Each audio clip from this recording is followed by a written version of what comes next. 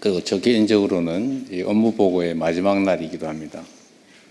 그리고 특정 부처 하나만 이렇게 업무 보고하는 것도 오늘이 처음인 것 같네요. 해수부가 너무나 일을 많이 해서 그런 건지 아니면 특별히 관심이 많아서 그런 건지 모르겠는데 이게 유리할지 불리할지는 저도 잘 모르겠습니다.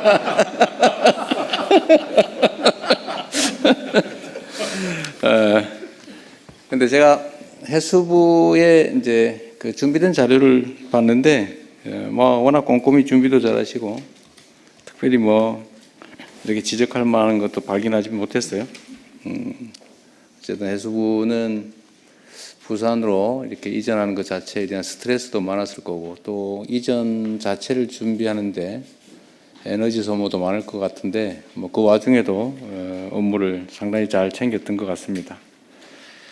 뭐 여러분들 잘 아시겠지만 해수부를 부산으로 따로 떼가지고 옮기는 거는 아마 전무후무한 일인데 그만큼 해수부의 부산에서의 역할이 중요하다는 의미이기도 합니다. 아마 평생의 삶의 터전인 또 서울 또 세종을 떠나서 또 부산에 새롭게 자리 잡는 것이 참 쉽지 않을 텐데 그럼에도 불구하고 이렇게 잘 협조해 주셔서 감사드립니다. 제가 이제 보고가 오늘이 마지막 날인데 하여튼 제가 이 업무 보고를 하는 건 이유가 있어요. 나름의 이유가 있는데 이게 또 공무라고 하는 게 참 딱딱하고 재미없는 남의 일이어서 국민들께서 당연히 관심 갖고 지켜봐야 될 일이긴 하지만 사실 국민들께서도 그렇게 관심 있는 일은 아닙니다.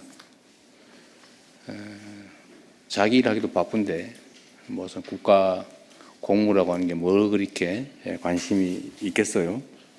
그러나 또 관심 갖지 않으면 또 문제가 생기는 일이기도 한데 제가 업무 보고라고 하는 형식으로 좀 재미있게 우리 국민들께서 관심 가지시라고 하다 보니까 뭐 대통령이 참 경박하게 저렇게 장난스럽게 하냐, 권위도 없다, 뭐 품격도 없다, 뭐 이런 비난도 있기도 합니다. 세상의 모든 일들은 양면이 있는데 그게 잃는 점이라면 또 한편으로 재밌다 이렇게 해서 관심도를 제고한 건 또 성과이기도 해요. 그리고 제가 이 업무 보고를 한 이유는 이제 대외적으로는 국정이라고 하는 게 어떻게 진행이 되는지 우리 국정의 주체인 우리 국민들께 보여드리는 거죠. 우리는 본질적으로 대리인, 과거식으로 표현하면 머슴이죠, 머슴. 주인의 일을 대신하는 머슴이기 때문에 주인이 일을 맡긴 취지에 따라서 또 주인의 이익에 최대한 이익에 부합하게 또 일을 해야 되고 그 과정 자체를 또 주인에게 잘 보여줘야 합니다. 또 우리가 당당하게 일을 잘하면 또 그걸 숨길 필요도 없는 거죠. 그런 면에서는 우리 국민들께 보고한다는 의미도 있고 또 한편으로는 우리 이제 내부의 업무 보고라고 하는 게 이제 과거에는 좀 형식적으로 했던 것 같습니다.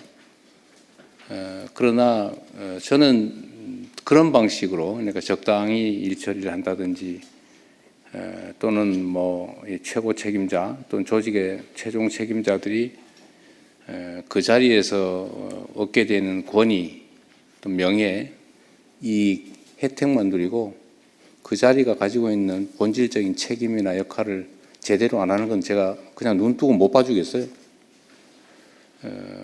어떤 조직의 책임자 또는 어떤 조직의 일을 맡아 하는 사람들이 어떤 태도와 어떤 마음으로 얼마나 성실하게 하느냐가 사실 거의 운명을 좌우합니다. 똑같은 장소에서 똑같은 종류의 영업을 시작한 경우에도 흥하는 가게가 있고 망하는 가게가 있거든요. 근데 흥하고 망하는 게 객관적 조건이기보다는 대부분의 경우는 다 그 주체, 주관자들의 태도와 마인드, 행동이 달려 있어요. 특히 세상 많은 사람들에게 영향을 미치는 공무, 이런 공직이라고 하는 건 더더욱 그렇습니다. 우리가 어떻게 하느냐에 따라서 세상이 그야말로 흥할 수도 있고 망할 수도 있는 거죠. 똑같은 조선에서 선조대처럼 망하는 시대가 있었는가 하면 정조대처럼 흥하는 시대도 있었던 거죠. 거기서 제일 큰 차이는 결국 선조와 정조의 마인드 차이였을 겁니다. 평소에 공부하고 진지하게 세상을 둘러보고 억울한 사람이 없는지 찾아보고 그게 시정될 수 있는 기회를 그 별 무겁지는 않겠지만 징을 들고 다니면서 징철하고 가지고 다니는 그 태도 자체만 해도 지방 관아의 관리들이 얼마나 걱정됐겠어요. 자기 고을에 있는 주민이 혹시 징체 들고 한번 쳐버리면 자기 인생이 망가지잖아요. 그게 경계의 효과죠. 공직이라는 건 그런 거다. 그래서 우리 내부적으로 업무 보고라고 하는 것도 그냥 형식적인 게 아니라 정말로 각 단위의 책임자들이 자기 역할을 제대로 인지하고 그 역할을 제대로 수행하고 있는지를 보는 거예요. 근데 자기가 하는 일이 뭔지도 모른다든지 자기가 보고서라고 이렇게 써서 상신을 냈으면 자기가 써놓은 글자의 의미는 최소한 알아야 되잖아요. 근데 난 이 안에 있는 것만 대체적으로 물어보죠. 자기가 써놓고 몰라요. 아마 실무자가 썼을 테고 과장이 챙겨봤을 거고 국장이 점검했을 거고 또 뭐 실장이든 아니면 차관 거쳐서 장관까지 봤을 텐데 각각의 공공기관도 마찬가지겠죠. 다 거쳤을 텐데 그 과정에서 자기들이 써놓은 책임져야 될 사인한 그 문서의 내용이 뭔지도 모르면 말이 되겠습니까? 그게.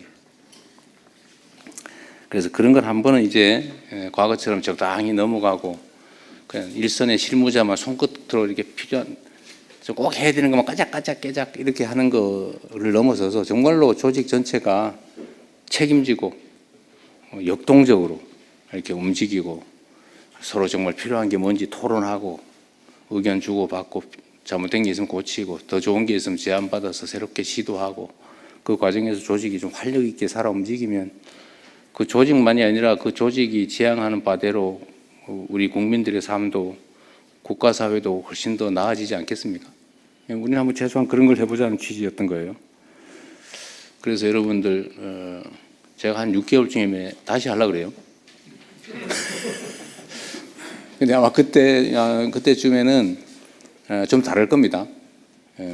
지금은 사실 처음 해보는 거라서 이것도 뭐 어떻게 될지도 잘 모르겠고 그러겠지만 다시 또 한 6개월 이렇게 업무를 해보고 그때는 또 제가 또 다른 방식으로 체킹을 해볼 겁니다. 지금까지 예상된 방향으로 하면 잘 안 되죠. 우리는 예상 문제가 잘 안 통해요. 대신에 아주 상식적이죠. 그냥 자기 하던 일 최소한의 관심을 가지고 최소한 파악하고 자기 책임지면 되는 거죠. 그래서 한 6개월 후에 또 기대를 한번 해보겠습니다. 우리 국민 여러분께서도 한번 기다려 보십시오. 다음에 한 6개월 지난 다음에는 우리 공직사회가 어떻게 변해 있을지. 또 한 가지는 아까 제가 국무회의 때 비공개 회의 때 말씀을 드렸는데 각 기관의 책임자 지금은 이제 장관님들이 아마 자체 업무 보고도 했겠죠. 이제 각 실 단위, 뭐 국 단위, 과 단위도 그 소속 그 직원들하고 토론을 한번 해보세요.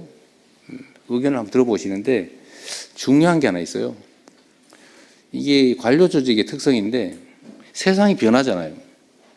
세상이 변하는데 가장 큰 권한을 가진 사람이 가장 구시대 사람이에요.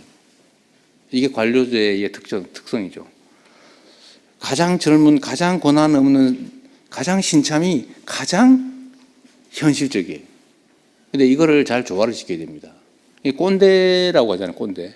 이 꼰대가 되면 안 되잖아요. 근데 현장에서 동떨어지, 왜냐하면 이 지위가 계급이 올라갈수록 자꾸 현장으로부터 멀어지죠. 한 계단씩 자꾸 멀어져요. 나중에는 권위와 권력만 남는 상태가 되면 뭐 부하들은 눈앞에서는 복종하고 따르겠지만 뒤에 가서는 흉보고 그러겠죠.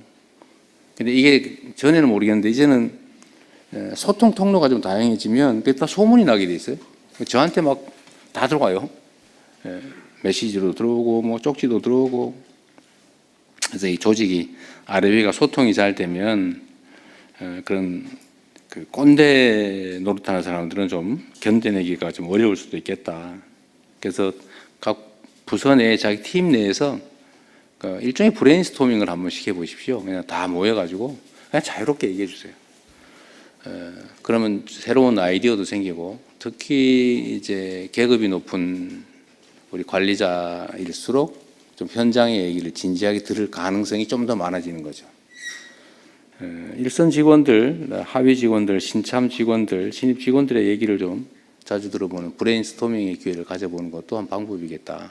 그게 본인에게도 필요하지만 조직에게도 필요하고, 궁극적으로는 우리 국정이라고 하는 게 국민을 위한 것이기 때문에 우리 국민과 국가에도 필요한 일이라는 생각이 듭니다. 저것도 하나 좀 마저 해주면 좋겠습니다. 다른 부처에도.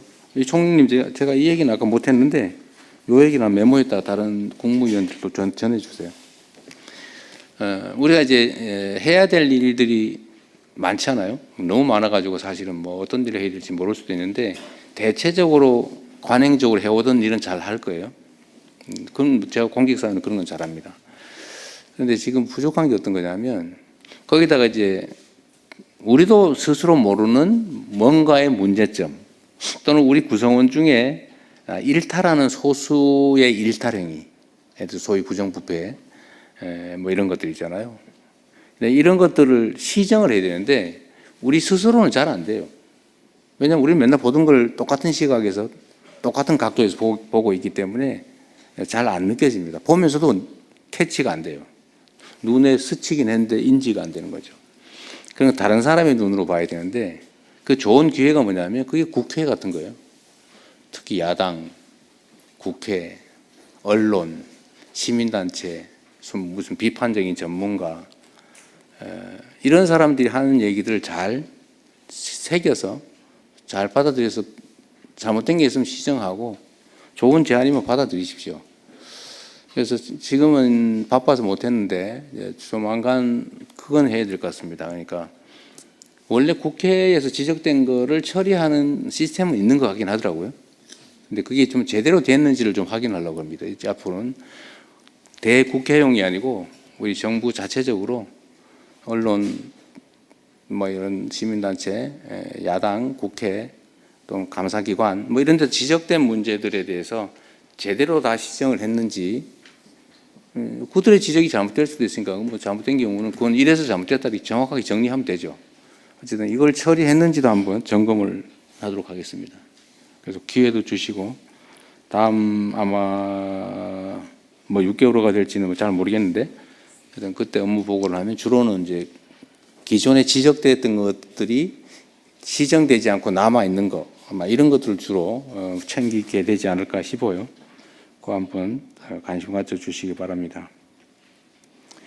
그리고 지방정부와 지방 공공기관들도 마찬가지로 이게 뭔가 점검이 좀 돼야 되는데, 이건 이제 지방자치제도의 특성상 중앙정부가 마음대로 할 수는 없는 것이어서 정부 차원에서도 좀 지방정부들의 이런 행정을 어떻게 할지, 나름 뭐 의회 제도나 다 있긴 한데 중앙정부 차원에서 이걸 포기할 수는 없으니까 그 방법도 한번 확인해 주시고, 각 부처 단위로도 소관 사무와 관련된 지방 행정이 어떻게 이루어지고 있는지 점검을 한번 해봐 주시면 좋겠다는 생각이 듭니다. 하여튼 뭐 보고회라고 하는 게 너무 긴장되고 좀 그럴 수 있는데, 어쨌든 뭐 처음이니까 그러다 생각하시고 다음에는 좀 부드러운 환경에서 할 수 있도록 노력하겠습니다. 그리고 우리 국민 여러분께서도 국정이라고 하는 게 이게 남의 일 같지만 사실은 국민의 일이거든요. 약간 이게 느낌이 좀 멀어 보이지만 내가 직장에서 돈 벌어서 가족을 부양하는 일만큼이나 이 국정이라고 하는 게 나와 나의 가족들, 내 자녀들의 삶에 치명적인 직접적 영향을 미치는 것이다. 그런 걸 당연히 아실 테니까 좀 더 많은 관심 가져주시면 좋겠습니다.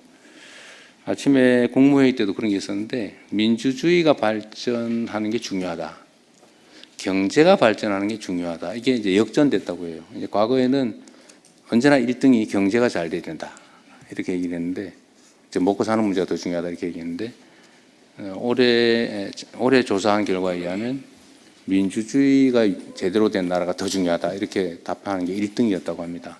근데 그게 정말로 정확하게 맞는 거죠. 민도가 좀 높아진 거라고 생각해요. 민주주의가 잘 정착되면 자원이 효율적으로 배분되고 잘 쓰여지고 모든 공식적인 권력 배분, 권력 행사가 투명하고 공정하고 객관적이 되면 아무래도 효율적인 사회가 되죠. 그게 또 경제적으로 성장 발전하는 중요한 동인이 되는 것 같습니다. 어쨌든 마음 계속 관심 가져주시길 부탁드리고요. 그리고 또 오해가 있는데 오늘이 이제 보고의 마지막이니까 사실 말이 없으면 잘한 겁니다. 제가 이제 문제가 있으면 지적하는 건데 제가 주변 제 아내도 그러고 자꾸 잘한 걸 칭찬을 자꾸 해야지 맨 뭐 문제 있는 거라고 자꾸 지적을 하면 그게 되냐고 저한테 자꾸 야단치는데 잘한 거 칭찬을 하니까 너무 많아가지고 그러는 거니까 그거는 이해를 좀 해주시기 바랍니다. 자, 오늘 업무 보고를 이제 시작을 할까요? 네, 준비된 게 있으면 준비된 거 가지고 하겠습니다. 네, 업무 보고가 있겠습니다. 업무 보고는 해양수산부, 해양경찰청 순으로 하겠습니다.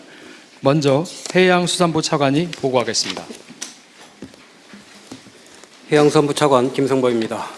북극 항로 시대로의 대도약을 위한 해양수산부 업무 보고를 시작하겠습니다. 순서는 새 정부 6개월 핵심 성과를 먼저 말씀드리고 이어서 중점 추진 과제에 대해 보고드리겠습니다. 새 정부 핵심 성과입니다. 해양수산부는 국민주권정부 출범 후 국정과제를 속도감 있게 추진하기 위해 노력해 왔습니다. 먼저 해양수도권 조성 기반을 마련하였습니다. 해양수산부 부산 이전을 완료하였고 범부처 북극항로 추진본부를 출범하였습니다.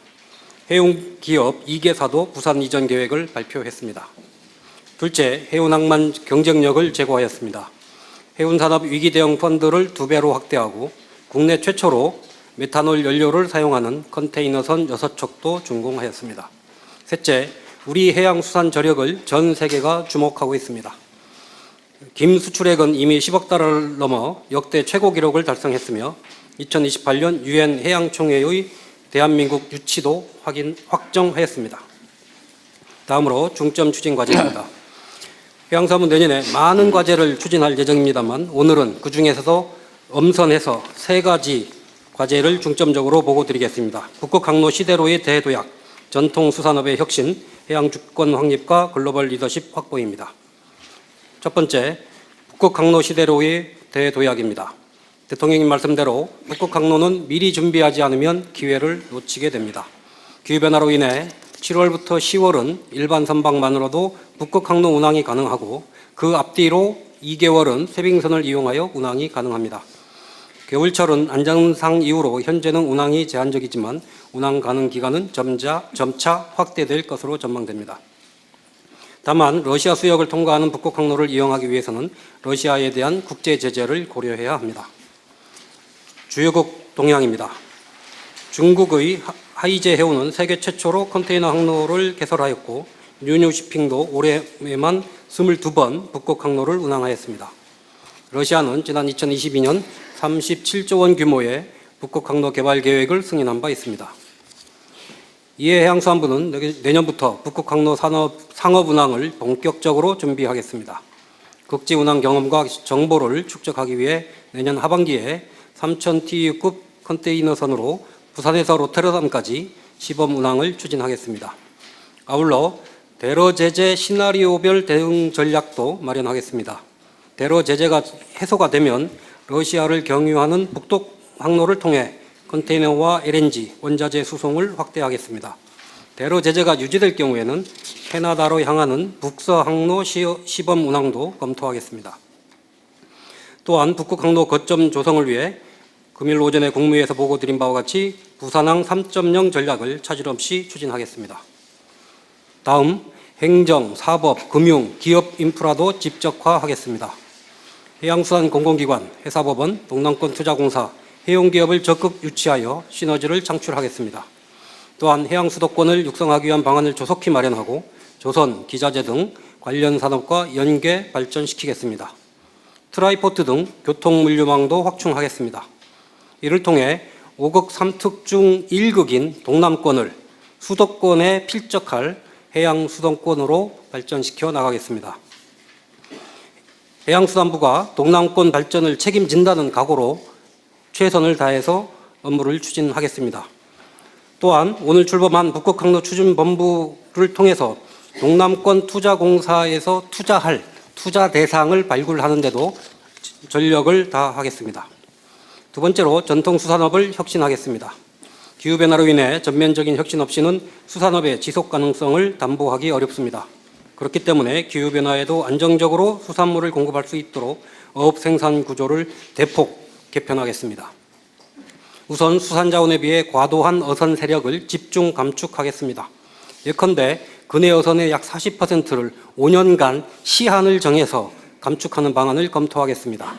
남은 어선은 대형화, 현대화를 유도하여 어업 생산성을 높여나가고 은퇴하는 어업인들에게는 대체 일자리 지원 등 소득 안전망도 확충하겠습니다.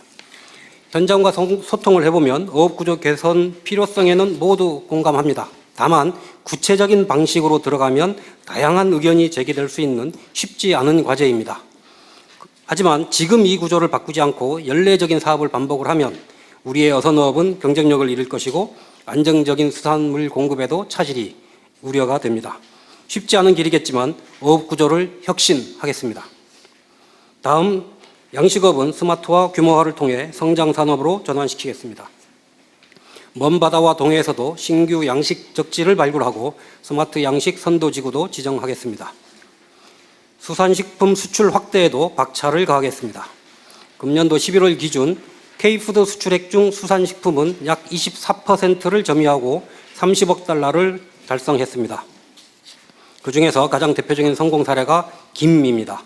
국산김은 세계 교역량의 72%를 차지합니다. 올해 연말까지 11억 달러 이상을 수출할 것으로 전망됩니다.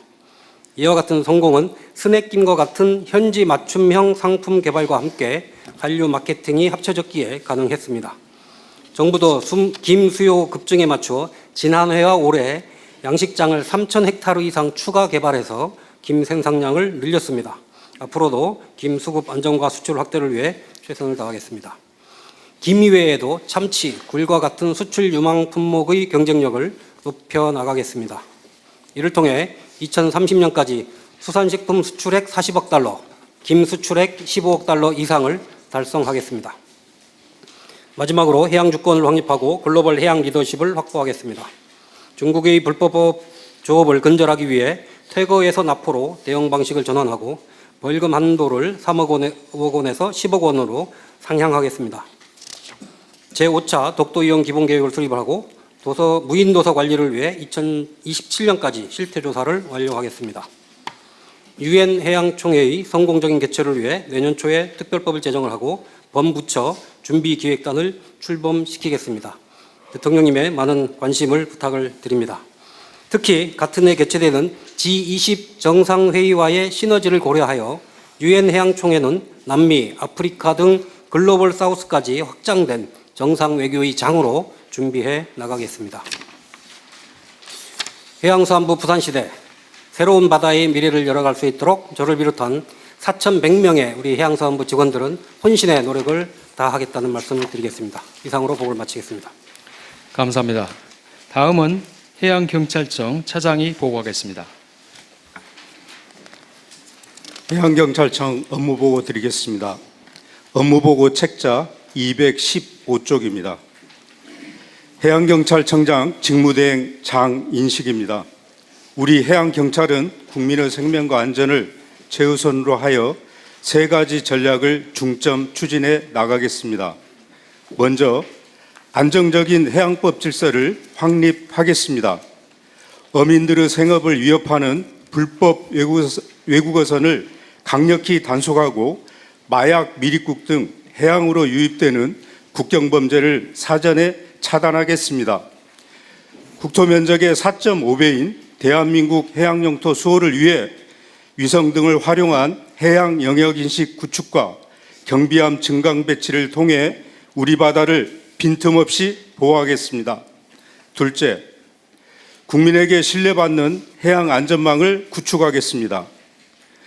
최선의 대응은 사고 이전의 예방이라는 신념하에 선박 교통강제를 확대하고 연안 순찰 드론을 단계적으로 배치하여 안전관리를 강화하겠습니다. 현장에서 기본과 원칙을 바로 세우고 구조, 안전장비를 확충하여 국민과 경찰관, 모두 안전을 확보하는 한편 대형 재난에 즉각 투입 가능한 특수구조대 등 구조 역량을 보강하고 긴급구조 협력 체계를 더욱 공고히 하겠습니다. 또한 민생, 안전 중심의 수사력을 강화하여 해양 산업재해 등 국민 안전을 위협하는 범죄에 단호히 대응하겠습니다. 마지막으로 우리 바다의 지속 가능한 미래를 만들어 가겠습니다. 대규모 인적, 물적 피해와 해양 오염을 동반하는 복합 재난에 선제적으로 대응하겠습니다. 현장 경찰관이 안전하고 효율적으로 임무 수행할 수 있도록 R&D 등 기술 혁신에 집중하고 첨단 교육 훈련과 현장 인력을 보강하여 국민의 생명과 안전을 끝까지 책임지는 해양경찰이 되겠습니다. 감사합니다. 감사합니다. 다음은 업무보고와 관련된 토의를 시작하겠습니다. 네. 이 경찰청에 그 연간으로 따지면 이유 뭐 사유를 불문하고 일종의 순환 사고, 해난 사고, 해난 사고로 죽는 사람이 몇 명쯤 될까요? 그 연안 사고에 금년도에 103명이 사망을 했고요. 그다음에 이제 그 선박에서 그러니까 해상에서 사고 난 것이 65명 정도 되거든요. 그래서 이걸 합하게 되면 한 170명에서 180명 정도 됩니다. 지금 연간 추세로는 뭐 늘어가는 중이에요. 줄어가는 감소하는 추세에 있습니다. 감소하고 있어요. 예. 그 바다에 빠져서 익사 사고가 제일 많겠죠? 예, 그렇습니다. 아무래도. 선박 내에서 무슨 사고 예. 이런 거나 아까 60몇 건? 그러니까 선박 사고는 이제 어민들이 이렇게 사고가 나는데요. 어민들은 이제 구명조끼도 이렇게 착용하는데 다만 이제 연안에는 관광객들이 대부분입니다. 이분들은 이제 갯바위라든지 낚시하다 죽는 사람. 예, 그런 분들이 사망률이 좀 높은 편입니다. 그 낚시객들 사망자는 연간 얼마쯤 될까요? 그러니까 뭐 그게 바다에 배 위에서 하든지 아니면 뭐 갯바위 낚시하든지 가리지 말고. 그 저희가 낚시 선박이 연 한 4,000척 정도 네. 등록이 되어 있거든요. 근데 사망으로 이야기하면 낚시어선의 사망은 제 기억으로 16명으로 알고 그렇게 있는데요. 많지 않군요. 오히려 예, 예. 그러면 저기 갯바위 낚시 이런 게 더 위험한 거예요? 갯바위 낚시하고 합하게 되면 합쳐서?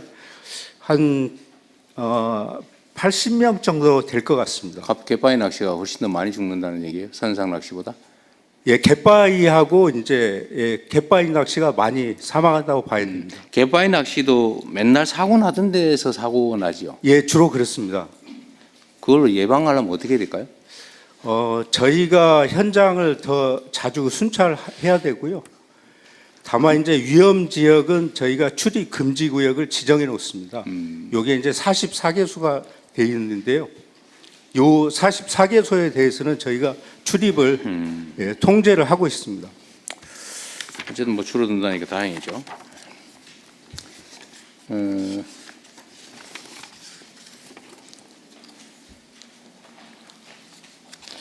자, 그러면 서면 준비된 거 가지고 좀 볼까요?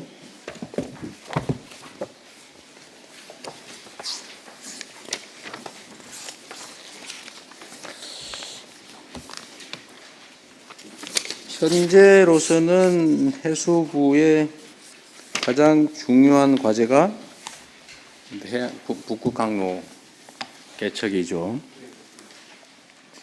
아까 보니까 그 여름 석 달 그리고 조금 쇠빙선을 대동하고 다녀야 되는 게 전후로 한 달 정도. 그럼 그 7월 말부터 7월 중순부터 10월 중순까지는 쇠빙선 없이도 다닐 수 있다. 그 뜻입니까? 그렇습니다. 예, 한 4개월 정도는 쇠빙선 없이도 다닐 수는 있고요. 예, 아마 러시아에서 제도적으로 쇠빙선을 붙이라고 하는 경우는 있는 것 같습니다. 그러니까 없이도 다닐 수 있는 상황이다. 예, 물리적으로는 혹시 모르니까 쇠빙선이 필요하긴 하겠죠. 인도선 같은 개념으로. 예, 선도하는 의미로. 예, 이게 지금 유럽까지 가는 거리나 비용이나 시간이 약 3분의 1이 줄어들어서 3분의 2 정도밖에 안 든다 그런 얘기죠. 그렇습니다. 그럼 여름철에 쇄빙선 없이 갈 수 있는 기간에는 만약 유럽으로 가는 화물이라면 물론 중간에 기착하고 지나갈 수도 있지만 아니, 만적하고 유럽으로 바로 간다라고 하면 사실 저기 남쪽으로 돌아갈 이유가 전혀 없는 거죠. 예, 이론적으로 그렇습니다.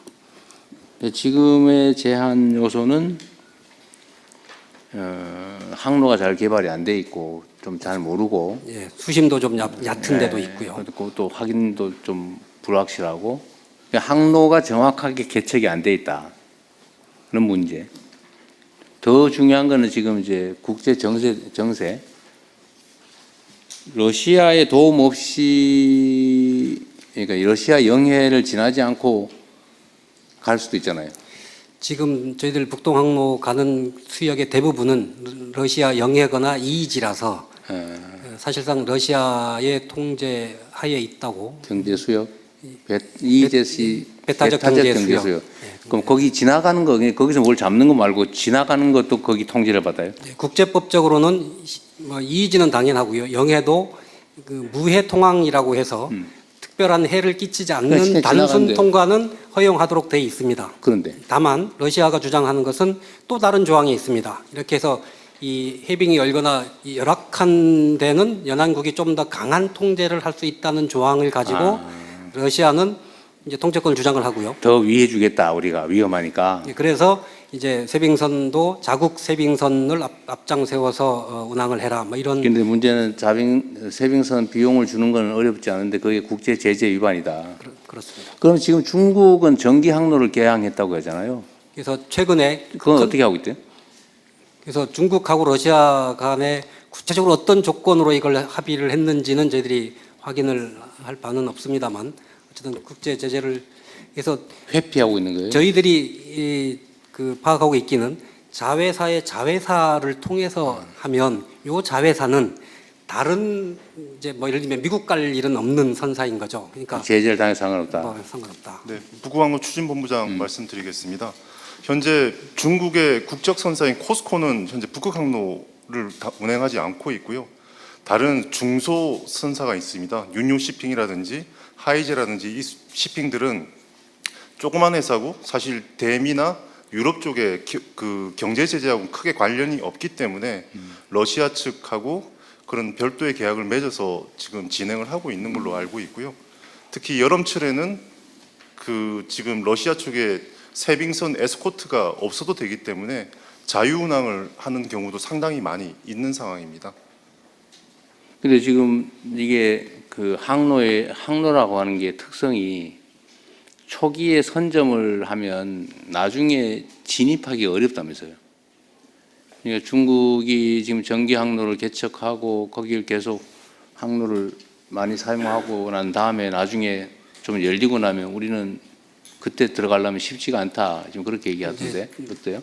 먼저 운항한 경험을 통해서 뭐 운항 경험, 노하우, 데이터들을 이제 조금 더 확보를 하고 있기 때문에 좀 더 운항상의 안정감, 뭐 효율성 이런 거를 제고할 수 있기 때문에 다른 이제 화주들한테 더 어필을 할 수 있다는 측면은 고려를 해야 될 것 같습니다. 하여튼 초기에 꼭 이익이 되지 않더라도 투자하는 개념으로라도 우리도 좀 적극적으로 항로 개발도 하고 활용 방법을 찾아야 되겠죠? 예, 그래서 어쨌든 저희들이 내년에 컨테이너를 통해서 어쨌든 부산을 통해서 북극 항로를 통해서 유럽까지 가는 요 한 사이클을 한번 해보겠다는 그런 계획을 가지고 구체적인 방법을 찾도록 하겠습니다. 우리는 아직도 한 번도 그쪽 지나가 본 일이 없나 보죠? 그 항로를 전체로. 전체를 컨테이너로 해서 운항한 적은 없고요. 이제 벌크 화물이라고 해서 이게 뭐 컨테이너가 아닌 화물을 러시아하고 우리 항만을 왔다 갔다 한 것은 저희들이 5번 정도 과거에 경험이 있습니다. 러시아. 그냥 그거는 북극 항로라기보다는 러시아와 대한민국 사이 항로 아니었던 거예요?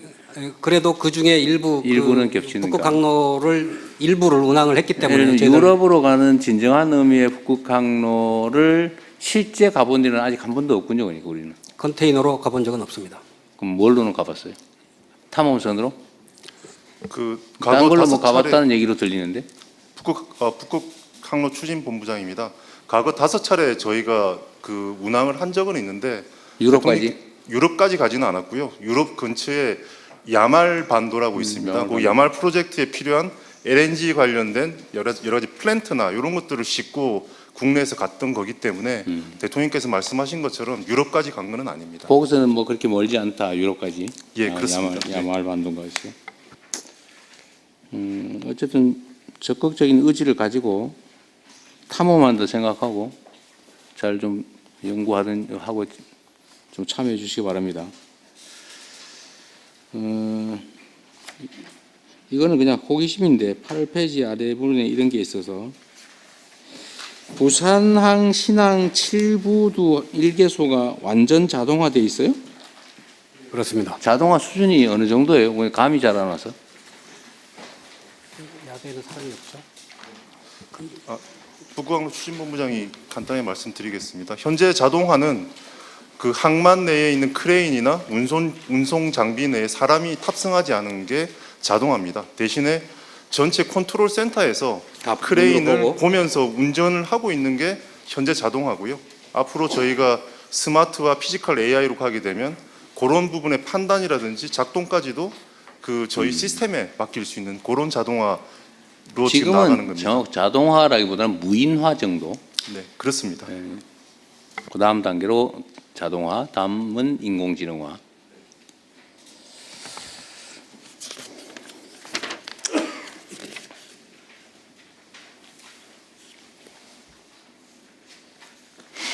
아까 그 얘기 중에 북극항로에 쇄병선 임차를 의무화하고 있다고 했잖아요. 근데 중국은 자회사의 자회사, 손자회사를 통해서 하면 제재는 손자회사 정도에 끊기고 그거는 뭐 유럽이나 다른 지역은 안 가는 걸로 지금 운영하고 있다 그 말이죠. 지금 그 현재 러시아 쪽에서 의무화하고 있다는 것은 어떤 의미냐면 현재 러시아에서 그 운항 허가를 내주는 기관이 로사톰이라는 그 러시아 원자력 관련된 공기업입니다. 국영기업인데 거기서 정권을 가지고 있고 운항 허가를 내주면서 원칙적으로는 세빙선을 부채해야 되지만 여름에 그 유빙이 없거나 안전한 항로일 때는 세빙선을 면제해 준다는 식으로 해서 허가를 내주고 있습니다. 그런 식이 됐을 때 중국 선박들은 세빙선 에스코트 없이 다니거나 혹여 에스코트를 할 경우에 그 말씀하신 작은 중소선사들은 별도의 어떤 그 지불 방법을 통해서 지불을 하는 것으로 저희가 알고 있습니다. 기로 슬쩍 주고 뭐 이러나요? 모르게. 아무래도 위안화 결제라든지 다른 방식으로 하고 있는 것 같은데 그것까지는 저희가 파악은 지금 현재로서는 그렇게 쉽지는 않습니다. 하여튼 우리도 가능한 방법을 최대한 찾아내서 여름 한철이라도 좀 시범 항로라도 개척해서 어쨌든 자료 데이터 축적은 계속 해나가야 될 텐데 그죠? 네, 그렇습니다. 그래서 이번 중국 선사 사례도 있기 때문에 어쨌든 여름철에는 쇄빙선을 안 붙이고 운항을 하게 해줬단 말이죠. 뭐 똑같은 조건을 저희들도 뭐 요구할 수 있을 거라고 생각을 합니다. 러시아와 외교 관계도 중요하겠네요. 지금 그 북극 항로 중에 소위 북동 항로, 그러니까 유럽으로 가는 왼쪽이 북동 항로. 거기 말고 소위 북서 항로라고 하는 게 이제 오른쪽으로 캐나다 쪽으로 가는. 알래스카를 지나서 캐나다 쪽으로 가는 거죠. 연안을 통해서 가는 그쪽은 별로 사업성이 떨어지나 보죠? 바다 여건이 더 어렵습니다. 북동 항로보다. 수요도 그리 많지 않고. 뭐 그러니까 당연히 아직은 이제 그쪽도 그렇게 전체를 운항을 해본 네. 사례가 없습니다.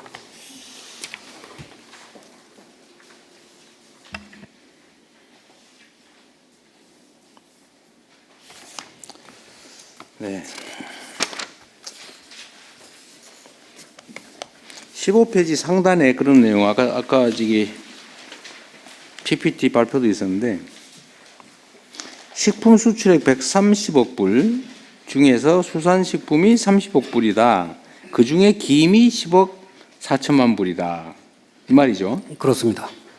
그런데 30년, 앞으로 5년 후 수산식품 수출을 40억 불로 목표를 잡았다. 그 중에 김은 15억 불, 그러니까 한 45% 이렇게 늘려 잡았다 이런 거죠. 네. 너희가 너무 소심하게 잡은 목표 아니에요? 안 그래도 대통령님 그 말씀 하실 것 같아가지고요.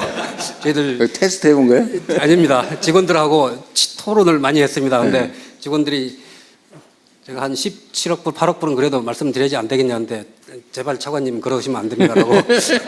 왜냐하면 이거를 너무 수출을 많이 해버리면 그렇죠. 국내 수급도 뭐 국내 또 김 가격 문제도 있고 또 뭐 여러 가지 또 부작용들이 있다. 그래서 저희들이 전략을 그래서 원물을 여기서 너무 많이 수출용으로 해버리면 네. 국내에 문제가 있으니 그럴 수 있는데. 고부가 가치로 빨리 전환을 해서 그걸 통해서 금액을 늘리자. 그러면 17억 불까지 가능할 걸로 저는 보고 있습니다. 지금 그 김 양식장이 엄청나게 빠른 속도로 늘어나고 있잖아요. 저희들 아까 보고 드린 대로 작년에 2,700헥타르, 금년에 626헥타르, 3,300헥타르를 늘렸습니다. 그래서 김 양식 시설이 경기만까지 올라왔던데 지금 서해안 상당히 많이 올라와요. 북상했더라고요. 근데 이게 전 세계에서 이 김을 생산하는 나라가 그렇게 많지가 않죠. 한중일이 대부분입니다. 일본도 해요. 한국, 일본, 중국. 일본은 근데 우리나라 김 제일 많이 수입하는 나라 아닌가요? 저희들 미국으로 제일 많이 수출하고요. 미국이 제일 많이. 일본으로도 많이 수출합니다. 우리 수산실장이 조금 더 보완 설명 올리겠습니다.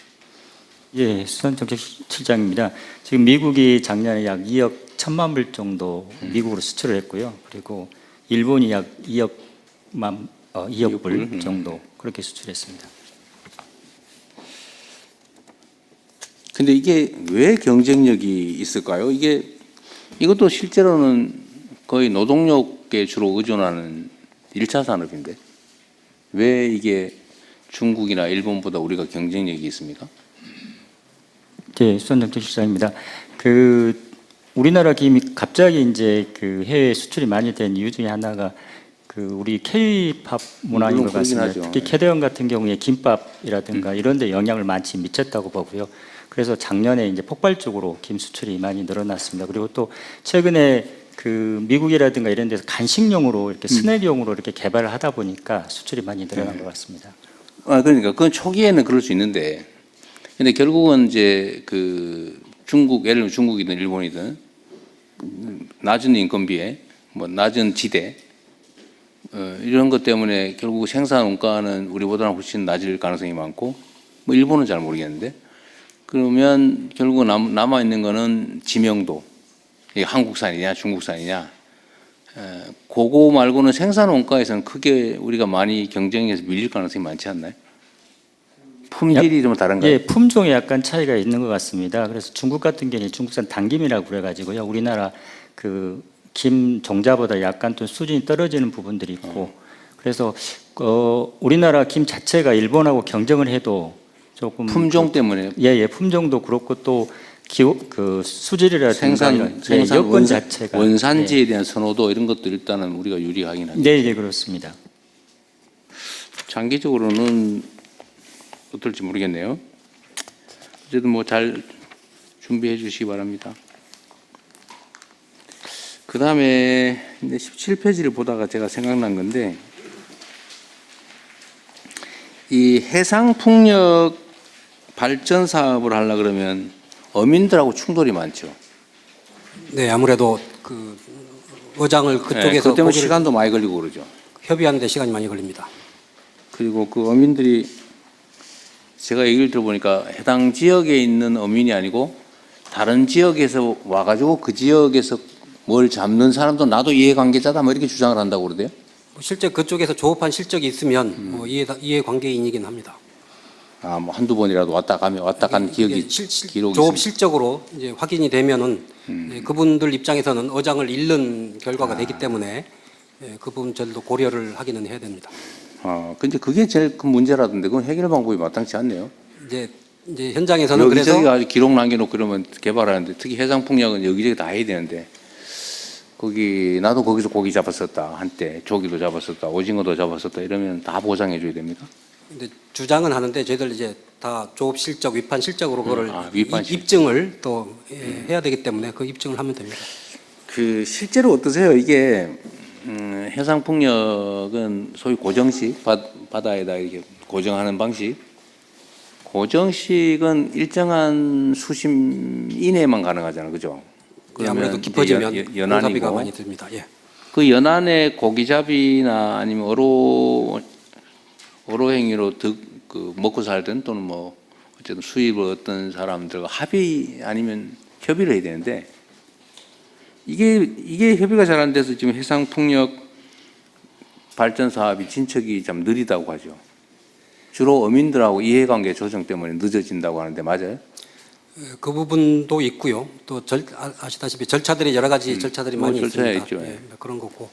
그래서 어민과의 이 상생 모델을 그동안 논의는 해왔지만 뭐 예를 들면 이익공유 방안을 뭐 하나, 둘, 세 개 정도를 놓고 각자 상황에 맞는 거를 채택을 해서 할 수 있는 이 공론화된 합의된 모델이 없어서 아무래도 네. 그거에 따른 거래 비용이 지금 많이 들고 있는 실정이거든요. 그래서 저희들 지금 용역을 하고 있고요. 내년 초까지 안을 만들어서 기후부하고 협의해서 그거를 저희들이 내놓을 생각입니다. 그러면 그거 중에 지역의 특성에 맞는 모델을 활용을 해서 빨리 신속하게 의견 조율을 해나가도록 그렇게 하겠습니다. 18페이지 상단에 있는 게 그런 거죠. 그러니까 어업인 수협이 참여하는 해상 풍력 이익 공유 모델을 개발한다. 그렇습니다. 정확하게 그 말씀입니다.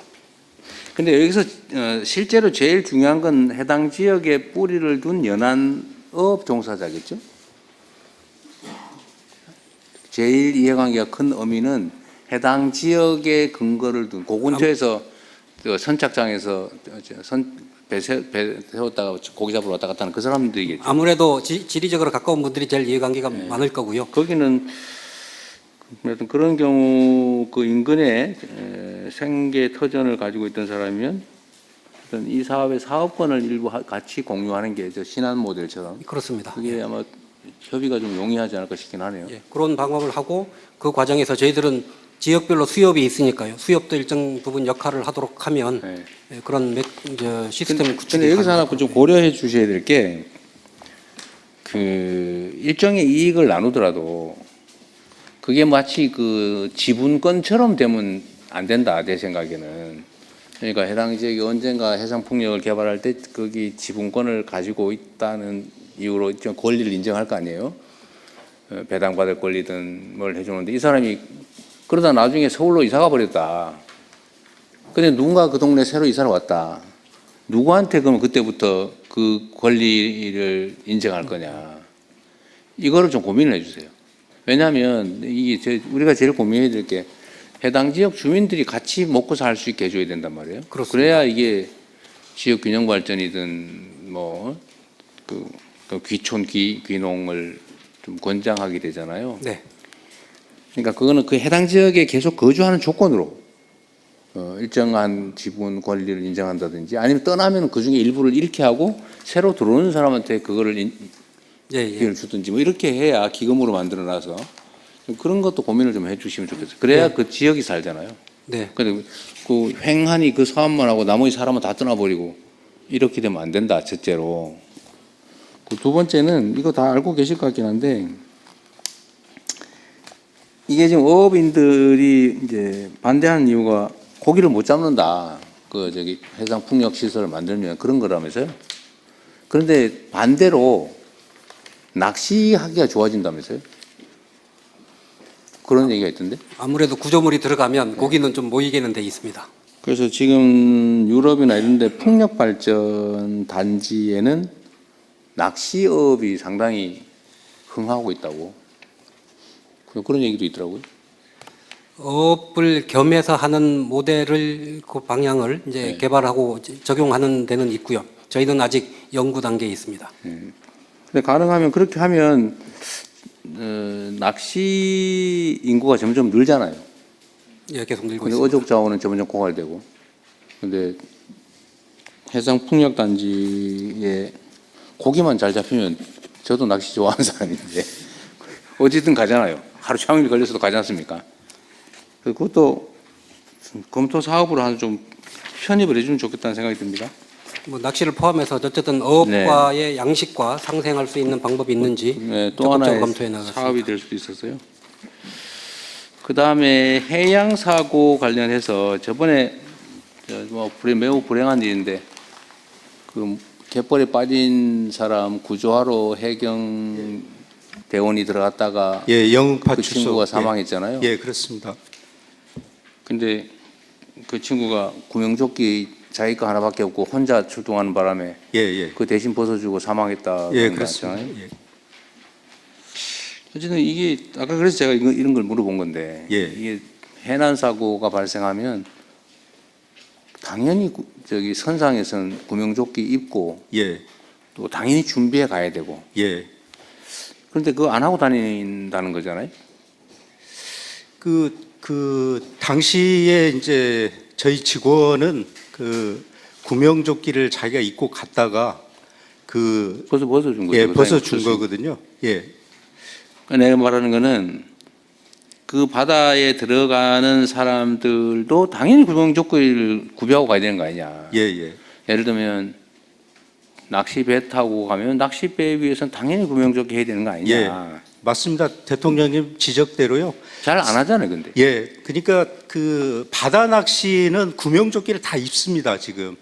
아, 그래요? 그 낚시를 하러 가면. 근데 이제 갯바위를에서는 잘 안 입거든요. 그러니까 지금 근데 미끄러져 떨어지면 이제 예. 익사하는 거죠. 예, 그렇습니다. 그러니까 이게 우리 사회의 좀 안전의식의 문제인데 요새 제가 매일 이 사고를 보고를 받는데 매 똑같아요. 축사에 올라갔다가 지붕이 무너져 떨어져 죽었다. 이거 한 3, 4일에 한 명씩 나오는 것 같아요. 보니까. 축사에서 떨어졌다. 공사장에서 추락해서 사망했다. 어디 계구부에서 떨어졌다. 매 똑같아요. 해난 사고 나면 구명조끼 없어서 죽었다. 예, 그렇습니다. 그래서 이거를 평소에 당연히 설마 내가 뭐 그럴랴 이렇게 생각하지만 거는 예를 들면 바닷가에서는 해경이 좀 엄정하게 단속을 좀 해서 예. 딱지라도 좀 철저하게 떼고 예, 예. 선주한테 책임도 묻고 예. 좀 그런 거라도 해서 이런 안전장구 미비로 사망하는 사건은 최소화해야 되지 않을까 싶은 생각이 좀 들어요. 예, 예. 그리고 이건 좀 약간 벗어난 얘기이긴 한데 원래 경찰은 2인 1조로 출동하게 돼 있는데 그렇습니다.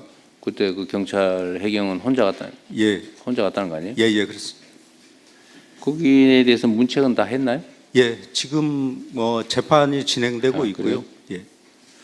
이제는 불행한 일이긴 한데 그 다음에 지금 해경은 이게 마약 뭐 등등의 밀수 문제도 꽤 중요한 업무죠. 그렇습니다. 예. 밀수 예방도, 밀수 단속도.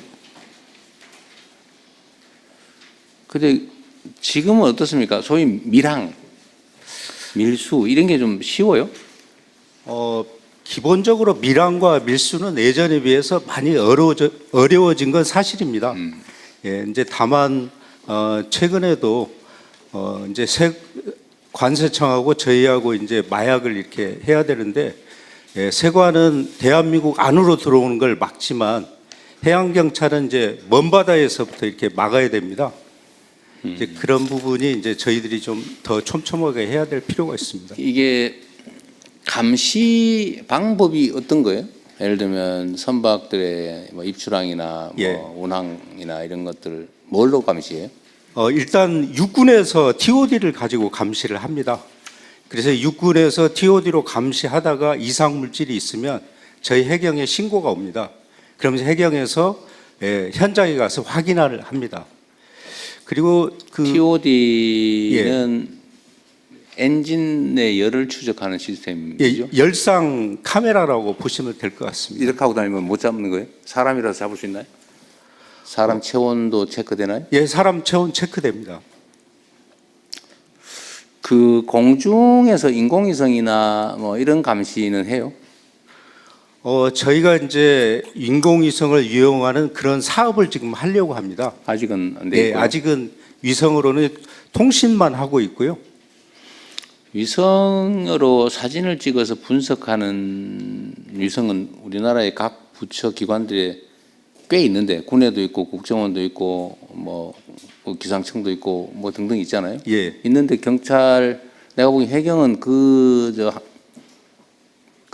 정보를 분석하고 공유하는 걸 해야 될 것 같은데. 예, 그래서 저희가 지금 대통령님 말씀대로 이 MDA라는 사업을 해서 그런 위성 정보를 사진이 오면 그걸 분석해서 우리가 감시 자산을 활용한 곳을 이제 분석하고 그런 걸 바탕으로 해서 예, 경비를 지금 강화시키려고 하는 계획을 갖고 있습니다. 지금은 사진 자료가 부족해서가 아니라 그거는 다른 기관들이 가진 거 같이 보면 되잖아요.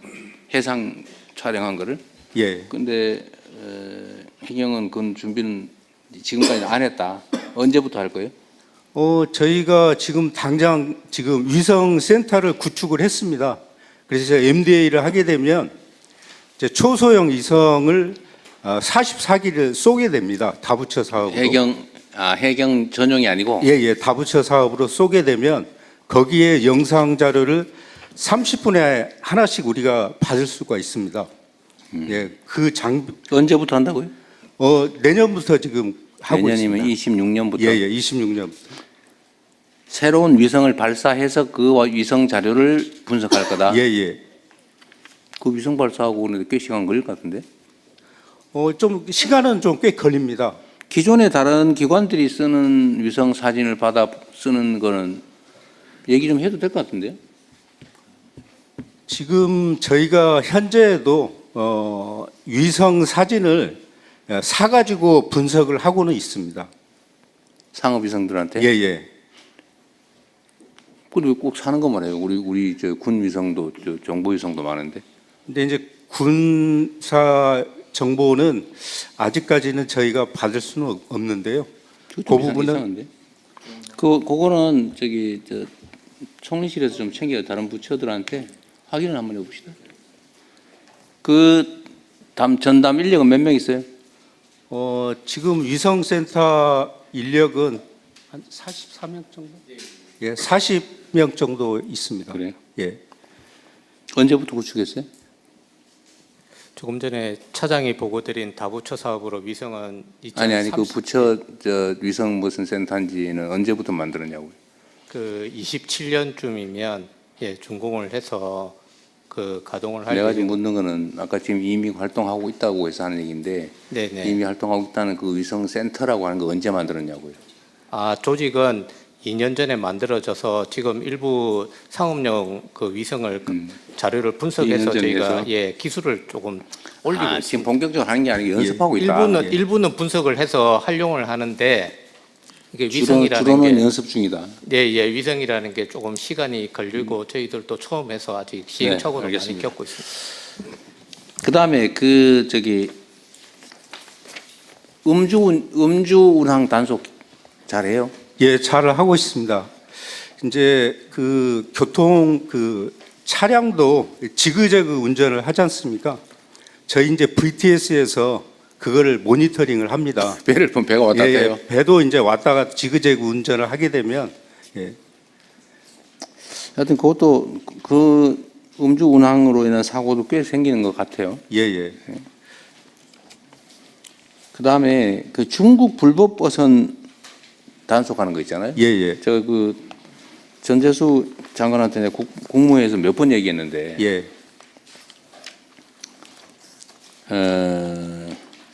지금 이제 대응 방식을 주로는 이제는 퇴거, 저지 주로 이렇게 했는데 제가 최대한 납포해라고 그때 지시했는데 지금 어때요? 저희가 지금 어제까지 지금 56척을 납포를 했거든요. 근데 전체적으로 중국 어선도 질서가 좀 좋아지고는 있습니다. 대통령님께서 말씀하신 것처럼 불법 조업에 대해서는 저희가 반드시 응징을 하려고 합니다. 그리고 불법 조업을 하면 손해가 본다라는 것을 분명히 인식시켜주기 위해서 저희가 강력하게 단속을 하고 있습니다. 그런데 경계 넘어와 가지고 불법 조업하는 거 사실 잡으려면 저항도 심하고 우리가 단속 이 역량도 그리 충분하지 않아서 그냥 다 도망가고 그러지 않아요? 그렇지는 않고요. 대통령님, 저희가 지금 이제 단속 전담 함정이라고 있습니다.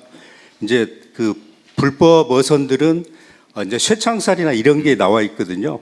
이런 거를 무력화시키고 이렇게 들어가면서 진압할 수 있는 그런 배를 지금 뭐 이렇게 자르고 들어가고 막 이러던데 그 포탄으로 쏴버리기는 좀 심한 것 같은데 뭐 저희가 이제 저 무기 요새 충격 그 들이받는 그런 어선 저기 뭐야 그 단속 정도 있잖아요. 예, 단속 전담 함정을 저희가 지금 만들려고 하고 있습니다. 그거 아직 못 됐잖아요. 그거 아직 불법을 감행을 하면서 단속을 피하려고 예, 쇠창살 만들고 예. 그다음에 위협적으로 행동하고 그런다는 거잖아요. 예, 그러면 좀 더 강력하게 제재해야 되는 거 아닌가요? 예, 저희들이 강력하게 단속을 하고요. 저항하는 어선에 대해서는 항해 장비라고 있습니다. 레이더 같은 거. 이제 이런 것들을 조준해 가서 쏘게 되면 좀 무력화시킬 수가 있습니다. 그래서 대원들이 인명 손상은 안 생기게 예. 통제 시스템을 예. 공격을 해서 예. 어쨌든 이거를 한국 그 저기 저 해역에 들어가 가지고 불법 조업하면은 꼭 잡혀 가지고 돈도 엄청나게 뺏기고 예. 벌금에다가 또 이 사람도 구류시키죠. 이제 저희가 이제 그 무허가 저항할 공무집행방해에 대해서는 저희가 구속을 하고 있고요. 영해침범에 대해서도 구속을 합니다. 그러니까 예. 그렇게 된다는 거를 확실하게 인지를 시켜야죠. 그렇게 하겠습니다. 좀 세게 해야 재발이 안 되지. 그중에 선별적으로 하면 그 뭐 잡히는 게 재수 없으면 잡히는 거지 안 잡힐 가능성이 높다 그러면 계속 할 거 아닙니까? 그래서 돈도 모아서 준다면서요 서로.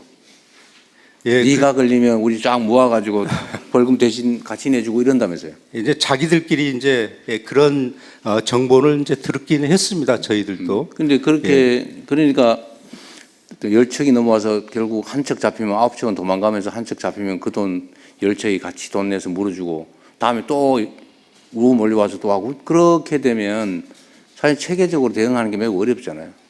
근데 그래서 대통령 저희가 잠깐만. 그래서 그런 게 예상이 되면 이것도 나오긴 한데 10척이 모아서 내기도 부담스러울 만큼 벌금을 올려버려야지.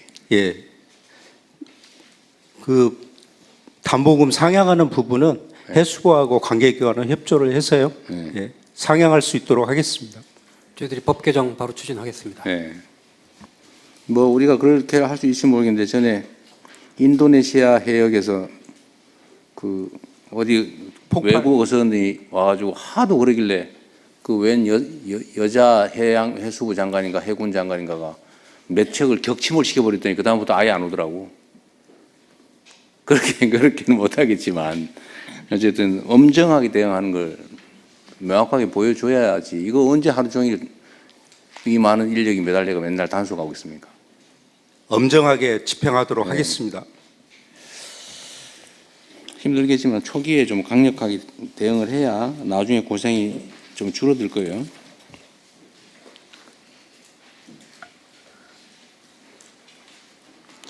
여기 사업 내용이 그런 것도 있네요. 무인 항공기 확대, 현재는 내년에 세대 운영하고 30년까지 10대로 올리겠다. 무인 항공기는 감시 무인기 얘기하는 거예요? 저희가 1,500톤에요. 이제 28대를 보유를 하고 있습니다. 무인 항공기. 무인 항공기를? 그 무인 헬리콥터. 그걸로 뭐예요? 무인 헬리콥터라고요. 저번에 제가 한번 가서 보긴 봤는데. 예, 조그만한 겁니다. 요거는 이제. 그걸로 뭐를 하죠? 요거는 주로 이제 감시를 하는 장비들입니다. 대통령님 지금 말씀하신 건 아마 저희 해수부 업무 보고 중에 해수부의 우리 어업 지도선에 요거를 신규로 도입하겠다고 20페이지에 하는 있는 그 얘기인데 예. 20페이지 상단에 요거는 해수부의 어업 지도선에 요 무인 항공기를 탑재를 시키겠다 그 어업 말씀입니다. 지도선에. 네, 그렇습니다. 해경은 따로 자체 세력을 갖고 있고요. 알겠습니다.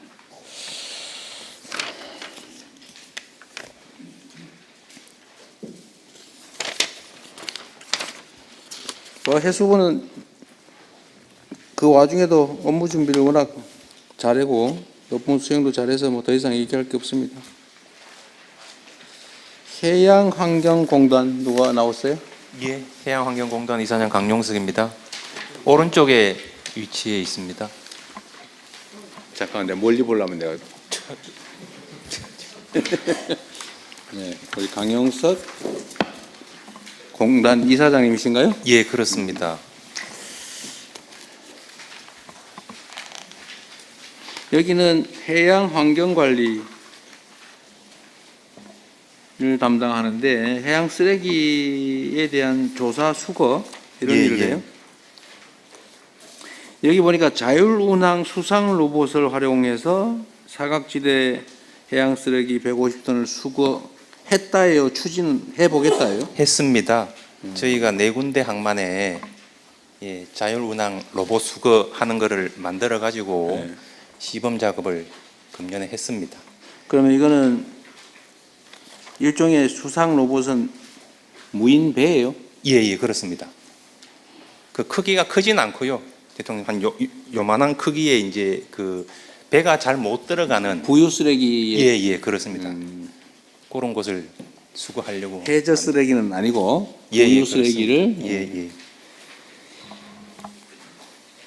지금 우리 서해안, 동해안은 뭐 모르겠는데 서해안, 남해안은 쓰레기가 해안가에 질비하죠. 예, 예.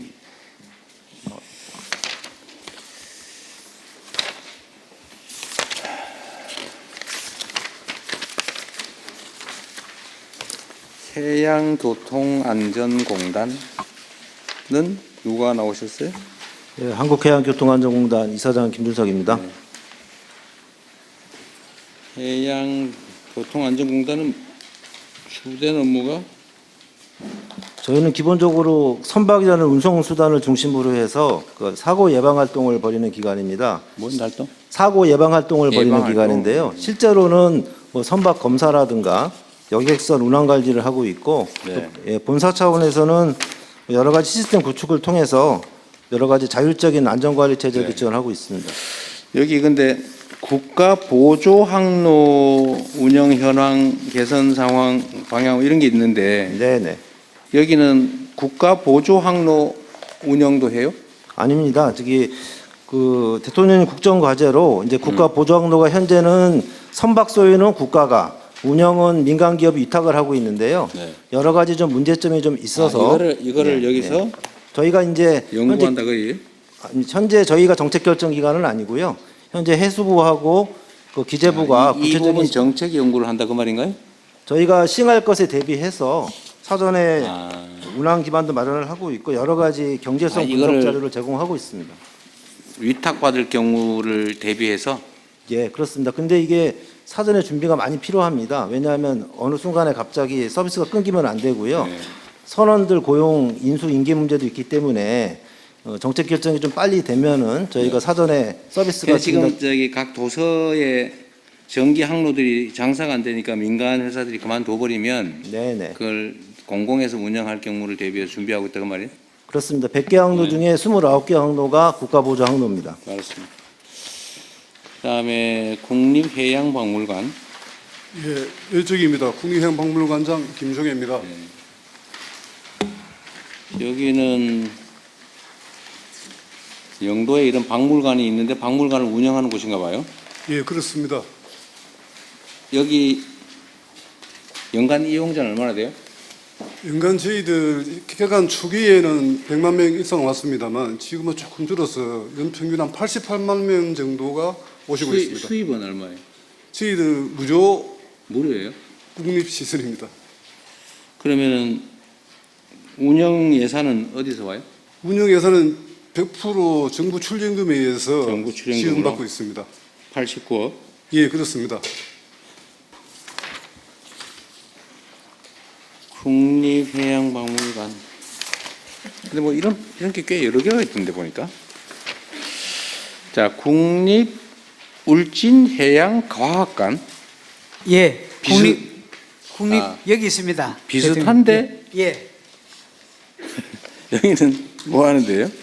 예, 저희들은 과학 자료 수집. 국립 해양과학관의 설립 및 운영에 관한 법률에 따라 해양과학의 자료의 보존, 수집 그리고 교육을 통해서 우리 국민들에게 해양에 대한 소양을 정진시키는 데 있다고 봅니다. 현우는 41명이고 예. 예, 과학관도 뭔 시설을 운영하나 봐요. 예, 그렇습니다. 여기도 이용자가 얼마쯤 돼요, 그러면? 예, 5년 전에 코로나 시국 때 개관했을 때는 미미했습니다만은 지금은 현재 올해는 41만 5천 명이 41만 다녀가셨습니다. 예. 여기도 입장료를 받는 건 아니고 예, 현재는 입장료는 무료로 하고 있습니다. 무료고 재원은 전부 국비. 예, 출연금으로 전액 충당하고 있습니다.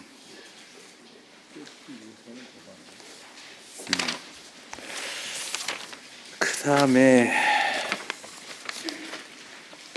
해양수산과학기술진흥원. 네, 왼쪽입니다. 진흥원장 전조입니다.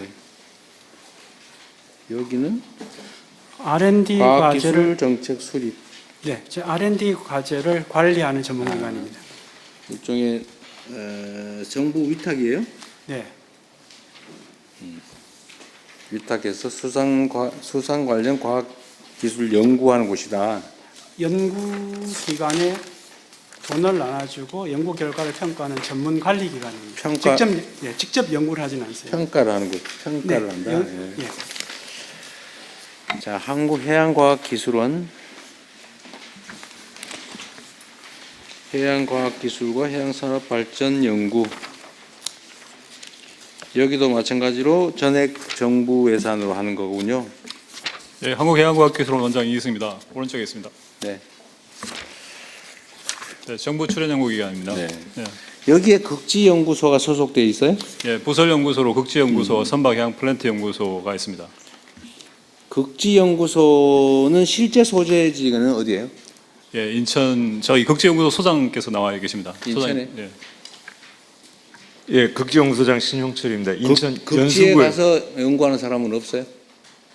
대부분 극지연구소 직원들은 극지에서 연구합니다. 극지연구소 본 연구소는 인천에 있고. 인천 연수구에 있습니다. 그다음에 실제 극지 어디 있어요? 남극의 기지 세종과학기지와 장보고과학기지를 운영하고 있고요. 남극의 세종과학기지, 장보고과학기지. 그럼 몇 명 가 있어요? 연 인원 기지마다 100여 명씩 여름에 연구를 하고 있습니다. 상주가 100여 명? 아닙니다. 상주는 18명입니다. 18명이서 각각 18명입니다. 계속 교대하면서 있는다. 네, 1년마다 한 번씩 교체합니다. 인원수가 상당히 많아요, 보니까. 네. 1,300명. 그다음에 북극에는 어디 있어요? 북극에는 저희가 그 노르웨이령 스발바르의 다산 과학기지를 운영하고 있고요. 스발바르 하나. 네, 그다음에 캐나다와 미국에도 북극 연구 관측 거점을 운영하고 있습니다. 그리고 배가 저희 연구소는 아라오노가 남극북을 오가면서 연구를 수행하고 있습니다. 아라오노는 세빙선이에요? 네, 세빙선입니다. 남극, 북극을 왔다 갔다 한다고요? 네. 그래서 저희가 남극에서 북극까지 가는데 얼마 걸려요? 한국에 들려서 가는데요. 남극에 내려가는데 한 달, 북극으로 올라가는데 2주 걸립니다. 6주. 예. 근데 이제 그 중간에 그 수리도 하고 여러 가지 필요하기 때문에 저희가 차세대 세빙 연구선을 건조하려고 지난 7월에 계약을 체결했습니다. 그 보급도 하고 인원 교체도 하고. 네, 네. 거의 전기선 비슷하게 운영하는 거군요. 1년에 거의 300일 바다 위에 떠 있습니다. 고생이 많으시네요. 북극 항로 때문에 연구 과제가 추가됐어요? 네, 그렇습니다. 자, 국립해양생물자원관. 네, 국립해양생물자원관장 김현대입니다. 오른쪽에 있습니다. 네. 왼쪽에 있습니다. 내가 하나 물어볼 게 있는데, 제가 어디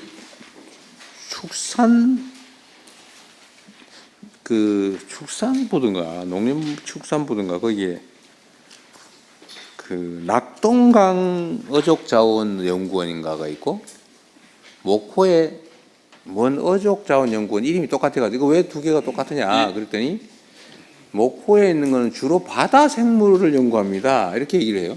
그래서 그런가 보다 했더니 여기 또 똑같은 해양생물자원이 바다 생물 연구하는 거 아니에요? 네, 말씀드리겠습니다. 그거하고 두 개는 어떤 관계예요? 지금 대통령님께서 말씀하신 그 기관은 네. 환경부 산하에 환경부 생물자원관 본원이 있고요. 네. 목포에 그 호남권 생물자원관, 그 다음에 상주에 낙동강 생물자원관이 있습니다. 그리고 충남 서천에 국립해양생물자원관이 있습니다. 대통령님께서 국립해양생물자원관? 예, 대통령님께서 지금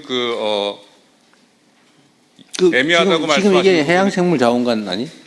저희는 해양생물자원을 수집하고 보존하는 기관이고요.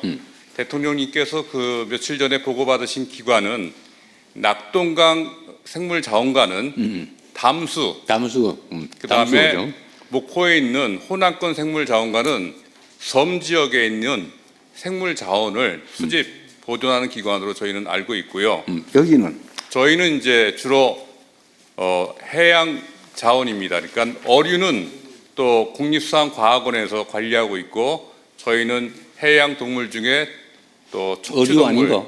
어류는 또 국립해양수산과학원이 있습니다. 헷갈려. 그래서 해양 동물, 무척추 동물, 척추 동물, 해양 식물, 미세조류 이런 것들에 대한 표본을 저희가 전국적으로 수집해서 관리를 통합적으로 하고 있습니다. 나한테 중복되지 않는다. 분업이라고 생각해 주시면 더 될까 싶습니다. 네. 분업, 나눠서 하는 거다. 하여튼 우리는 잘 구분이 안 되네. 알겠습니다.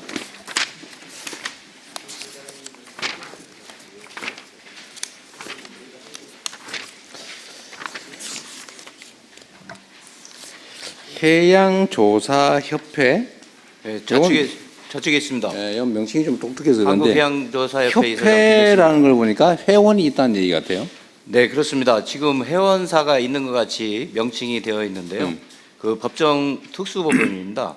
해양조사 및 해양정보 활용에 관한 법률에 따른 특수법인으로서 지금 대통령님께서 말씀하셨듯이 회원사가 운영하는 기관으로 오해할 수 있기 때문에 그런 게 아니에요. 회원이 없어요? 네, 그렇습니다. 기관 그 명칭을 변경을 고려하도록 하겠습니다. 나 그렇게 하라 말 안 했어요. 그러면 이거는 정부 위탁 사업 하는 거예요? 그렇습니다. 저 해양수산부 위탁 사무를 주 업무로 하고 있고요. 그 해양정보 품질관리, 항해용 간행물 인쇄 공급, 그리고 해양조사 기반시설 유지관리, 그 해양조사 기술자 교육훈련 등을 수행하고 있습니다. 등대 관리 이런 거예요? 그 해양조사 기술자 수로 측량, 해도 제작 등의 국제 수로 기구에서 관장하고 있는 사무를 진행하고 있습니다. 알겠습니다. 수산자원공단 아까 얘기한 거예요? 어디 계세요? 네, 수산자원공단 김종덕 여기 있습니다. 아까 했던 얘기 한 번만 더 이해하기 쉽게 정리 한번 주고 해줘보세요. 해양생물자원관, 나 아까 낙동강 무슨 그거하고 목포에 있는 뭐하고 이렇게 구분하면 다시 한번 해줘보세요. 제가 구분을 아니 본인의 저 기관 업무인데. 저희는 그 수산자원공단은 우리 바닷속에 있는 수산자원을 지속 가능하게 유지될 수 있도록 산란장과 또 생태 환경을 관리하는 그 관련되는 사업을 하고 있는 기관입니다. 바다 생물의 수산생물에 대한 그러면 동물, 식물? 동식물 다 하고 있습니다. 동식물 다. 수산자원 개발 관리 뭐 이런 거요? 네, 그렇습니다. 생태계복원. 여기도 역시 국가 예산 100% 사업인가요? 기관인가요? 네, 국고보조사업과 국고위탁사업을 중심으로 진행되고 일부 사업? 지방정부로부터 대행사업을 하고 있습니다. 지방정부 대행사업도 있고. 자, 어촌어항공단은 어촌어항 개발 관리하는 곳이겠네요. 여기는 예산이 주로는 재원이 어디서 와요? 저희가 정부하고 지자체로부터 위탁을 받아서요. 정부 지하 100% 그 위탁 수수료에 의해서 운영을 하고 있습니다. 그럼 연간 사업 수행 내용이 매우 고정적이겠네요. 안정적이겠네요. 예, 그렇습니다. 해양진흥공사 사장 안병일입니다.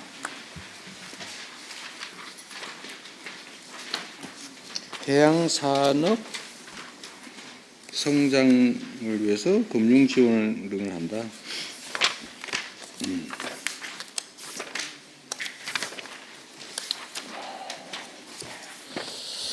해양수산연수원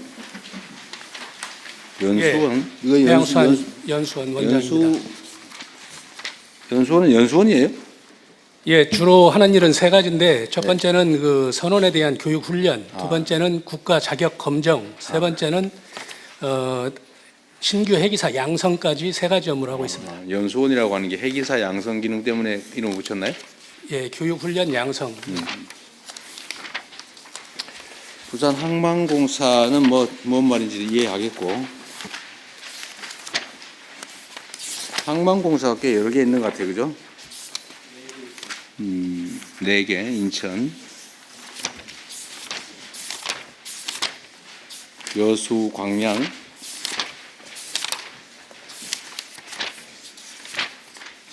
울산, 이렇게 4개라는 거예요?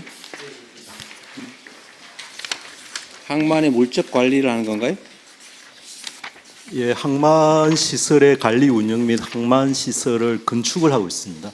건축? 예, 공사도 하고 있습니다. 그냥 그거 한번 물어볼게요.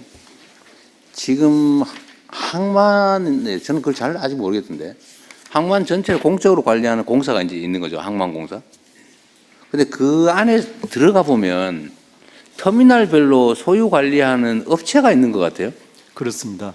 그러니까 항만 시설의 소유권자는 저희 항만공사 또 민자 사업을 할 경우는 정부가 소유권자고요. 그 소유권을 받아서 예를 들면 30년이면 30년 전속해서 장비도 일부 투자하고 해가지고 운영을 하는 데가 운영사입니다. 터미널 운영사가 되겠습니다. 대부분의 저 항만이 그렇게 돼 있어요? 예, 저희 부산신항 포함해가지고 대부분이 그런 구조로 소유는 형식적으로 항만공사 소유인데 그렇습니다. 실제 저희들도 원래는 운영권은 일종 운영 위탁 계약 같은 걸 해가지고 장기간 독점 운영한다. 그래서 임대계약 혹은 뭐 그것도 쪼개기도 해요? 아니면 일괄적으로? 그러니까 그게 이제 부산항이 제일 문제가 이제 운영사가 많다는 건데요. 그게 이제 원래 이제 정부가 재정이 그때 항만 시설 건설하는 게 긴급했는데 정부 재정이 모자라다 보니까 그 민투법에 의한 민자 사업을 하다 보니까 그렇게 운영사가 많아지는 그런 상황이 생겼습니다. 쪼개서 일종의 쪼개져 있습니다. 임대를 했다? 네, 그렇게 볼 수 있습니다. 지금 새로 신항 만드는 데는 그렇게 안 하겠다고 하는 결의를 하고 있는 거예요? 그렇습니다. 진해신항은 9개 선석을 한 운영사가 하게 있고요. 더 이상 운영사를 늘리지 않겠다. 몰아주자. 네, 그렇게 추진할 계획입니다. 네. 알겠습니다. 근데 항만에는 항만 노동자 조합이 되게 다 있죠. 예, 항운 노조가 있습니다. 예. 항운 노조는 대한민국 단일 노조예요? 단일 노조예요? 아니면 지역 노조예요? 그렇습니다. 항운 노조가 전국에 항운 노조가 있고요. 그 항운 노조 아래에 부산항 같은 경우 부산 항운 노조가 있는데 한 10,000명 정도 됩니다. 그래서 원래 옛날부터 전통적으로 항운 노조는 클로즈드 샵이라 해가지고요. 다른 어떤 영역에서 들어오지 못하게 뭐 미국도 마찬가지입니다. 한국도 마찬가지고. 항만은 항만 특수하게 그렇게 돼 있었는데 2005년도에 항운 노조 상용화 작업을 법으로 통해서 하면서 소속을 이제 운영사에 소속되게 하는, 그렇지만 예를 들면 새로 신규를 진입하는 노조에 가입하지 않으면 그렇습니다. 일할 수 없다. 그렇습니다. 인력 공급 클로즈드 샵이고 주체로서 이 일을 하면 다 무조건 노조원 된다고 하는 게 유니언 샵인가요? 그렇습니다. 여기는 클로즈드 샵. 클로즈드 샵, 예, 오픈 샵. 항운 대한민국 항운 근로자는 다 그렇습니다. 근데 그거는 외국도 그렇습니다. 외국 미국 같은 경우에도 클로즈 샵이 해 왔었습니다. 전 세계적 대세다 그 말이군요. 한국 항로 표지 기술은 예, 원장 여기 있습니다. 왼쪽 끝단입니다. 여기도 정원수는 61명이고 예, 64명입니다. 저 포함해서. 현원이 61명이다. 이것도 예산 재원은 뭐예요? 104억 정도 되는데 정부에서 한 82억, 저희 자체가 수입을 올리는 게 한 22억 정도 됩니다. 주로 위탁 사업 수수료가 되겠습니다. 위탁. 예. 위탁 사업 어떤 거예요? 지금 그 포항에 소재한 국립등대 박물관도 저희가 위탁 관리를 하고 있고요. 정부 소유의 등부표를 저희가 위탁받아서 수리하고 있습니다. 등부표? 바다에 떠 있는 철 구조물인데요. 항로를 표시하거나 위험 수역을 표시하는 그 수리 항행 지원 시설입니다. 관리를 위탁받아가지고 한다고요? 예, 그렇습니다. 자, 일단 수고 많으시고요. 해양경찰청은 아까 내가 웬만한 거 다 얘기한 것 같고 215페이지에 보면 연안 안전지킴이 해양재난구조대 활성화가 과제로 돼 있어요. 예. 근데 이거는 이제 민간 자원봉사단체인가요? 예, 그렇습니다. 연안 안전지킴이는 언제 만들어진 거예요? 옛날부터 있던 건가요? 예, 정확히 연안안전지킴이가 좀 확대가 됐습니다. 아니 제가 말해 예. 언제 생겼나? 뭐 아는 사람 얘기해 보세요. 예, 그 문재인 정부 시절에 저희가 처음 공공근로 생겼어요? 예, 그때 생겼습니다. 근데 이 전국적으로 몇 명이나 돼요? 194명이 있습니다. 많지 않네요. 예. 저희가 파출소가 97개인데요. 파출소당 2명 정도. 예. 해양재난구조대는요? 해양구조대는 인원이 한 12,000명 정도 됩니다. 재난구조대, 예, 자원봉사단체로. 예, 자원봉사. 이것도 해양경찰서 단위로 예, 구축돼 있어요? 22개 지구대가 있고요. 경찰서 단위로 예, 조직이 돼 있습니다. 해경도 지구대가 있어요? 예, 파출소가 있습니다. 해경 파출소? 예, 예.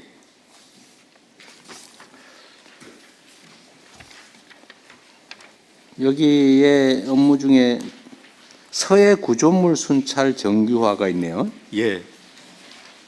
지금 이게 구조물 순찰하는 거 중국이 방해해요?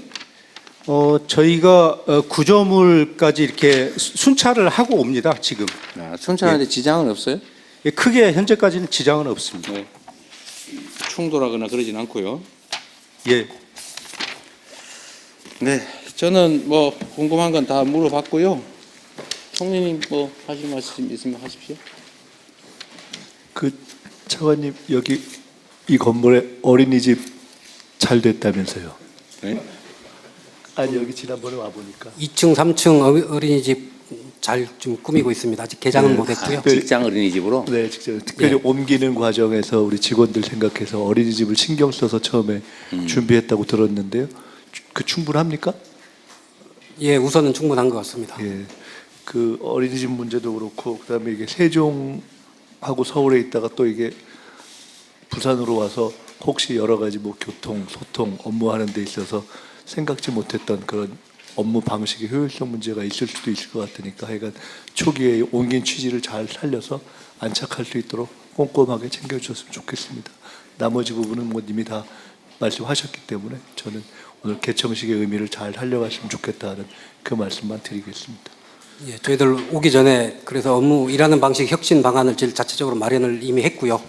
조금 더 운영을 해 나가면서 미비한 점을 보완해 나가도록 그렇게 하겠습니다. 뭐 우리 뭐 수장님들 하실 얘기 없어요? 긴 시간 아무 말도 안 하고 있으면 힘들 텐데요. 우리 하지 PT는 할 말 없어요? 네, UAE 사업 같이 잘 만들어 보면 좋겠습니다. 뭔 사업? UAE 사업. 피지컬 AI 항만 사업. 자동 그 AI 항만 사업. 네. 아, 참 우리 하지 PT 고향이 여기죠. 고향에 돌아오니까 너무 좋은 것 같습니다. 오지 말고 여기 있죠, 그냥. 여기 한 분 더 계십니다.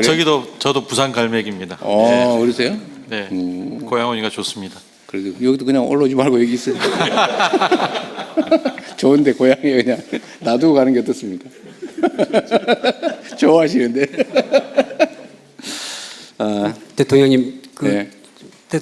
차관입니다. 말씀하세요. 예, 말씀 나오는 것 중에 한 두 가지만 네, 제가 네, 그러세요. 정리를 좀 해드리고 한 가지 요청 사항이 있어서 말씀 올리겠습니다. 네. 그러니까 생물자원관 뭐 이렇게 좀 헷갈리다고 하셨는데, 환경부는 생물자원관이 서천에 본관이 있고요. 네.